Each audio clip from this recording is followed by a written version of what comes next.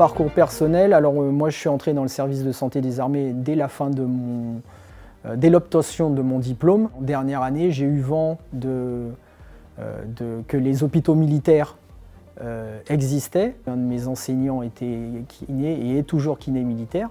J'ai postulé et il y avait de la place et ça m'a intéressé, donc je suis rentré dès le début. En plus de mon travail au sein de l'hôpital, on a eu depuis quelques années l'occasion d'intervenir dans un premier temps dans ce qu'on appelle les missions courte durée, c'est-à-dire des missions qui ont trait au sport militaire, puisque dans l'armée, il y a beaucoup de disciplines sportives à un certain niveau, voire même à haut niveau, avec des championnats du monde organisés dans plusieurs sports.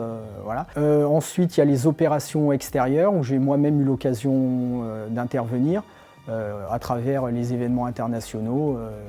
Une des grandes opérations extérieures que j'ai faites, et donc j'en garde un souvenir ému, c'est l'Afghanistan. C'est développé au sein de l'institution du service de santé des armées, la notion de reconstruction par le sport pour les blessés de guerre, donc ce qui nous amène à intervenir dans des stages de reconstruction par le sport, notamment les RMBS.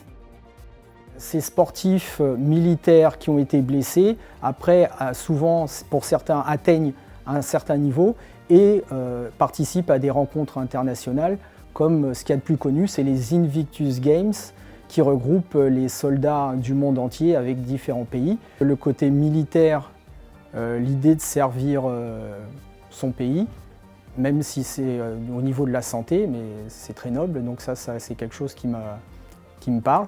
Donc l'hôpital militaire était un choix assez évident.